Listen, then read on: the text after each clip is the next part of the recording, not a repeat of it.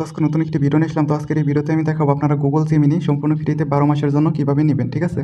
তো এইখানে স্ক্রিনে দেখতে পাচ্ছেন যে আমাদের বাংলাদেশিদের জন্য কিন্তু 12 মাসের জন্য জিমিনি সম্পূর্ণ ফ্রিতে দিচ্ছে, ঠিক আছে? এখানে লেখা আছে বিডিটি 0, ঠিক আছে? এই অফারটা আপনারা কীভাবে নেবেন এই জিনিসটা কিন্তু আজকে সম্পূর্ণ দেখাবো, ঠিক আছে?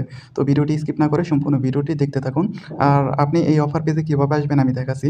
এই অফার পেজে আসার জন্য আমাদের ভিডিওর পিন কমেন্টে একটা লিঙ্ক পেয়ে যাবেন, ঠিক আছে? সেই লিঙ্কে ক্লিক করবেন। লিঙ্কে ক্লিক করলে কীরকম আসবে আমি দেখাচ্ছি। ঠিক এইরকম একটা ইন্টারফেস শো করবে, ঠিক আছে? এরকম ইন্টারফেস শো করলে আপনি কী করবেন, claim student plan at no cost, ঠিক আছে? এখানে একটা ক্লিক করে দেবেন। এখানে ক্লিক করলে ঠিক এইরকম একটা অপশন চলে আসবে, ঠিক আছে? আপনি এখান থেকে কী করবেন, গেট স্টুডেন্ট অফার এখানে একটা ক্লিক করে দেবেন। এটা কিন্তু সম্পূর্ণ ফ্রি, ঠিক আছে? এখানে বলতেছে ভেরিফাই স্টুডেন্ট স্ট্যাটাস, মানে তারা হচ্ছে চেক করবে যে আপনি আসলে স্টুডেন্ট নাকি, ঠিক আছে? আপনাকে অবশ্যই স্টুডেন্ট হতে হবে। তো এখানে কন্টিনিউতে একটা ক্লিক করে দেবেন। কন্টিনিউতে ক্লিক করলে আপনার আমার এটা হচ্ছে একটা মানে সাবমিট করে রেখেছি, ঠিক আছে? তো আমি জিমেইলটা চেঞ্জ করে অন্য জিমেইল দিয়ে দেখিয়ে দিচ্ছি।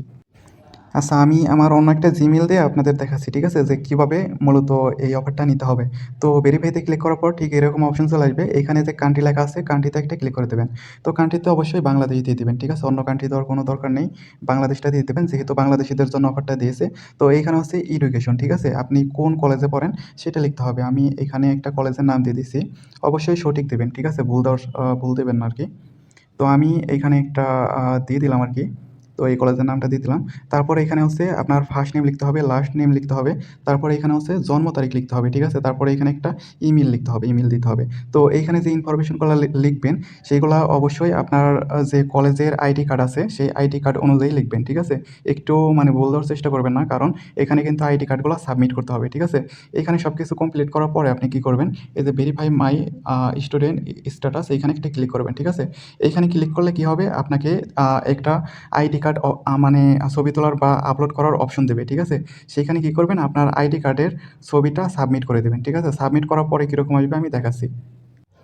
তো যখন এটি সাবমিট হয়ে যাবে তখন কিন্তু এই যে আমার মতো এই অপশনটা চলে আসবে, ঠিক আছে? এইখানে লেখা আছে রিভিউইং ইওর ডকুমেন্ট অর ওয়াজ এটা হচ্ছে আপলোড হয়ে গেছে, ঠিক আছে? Upload successfully and is being reviewed. মানে হচ্ছে তারা হচ্ছে রিভিউ করবে, ঠিক আছে? এইটা হচ্ছে কতক্ষণ টাইম লাগবে এখানে লিখে দিচ্ছে দেখেন।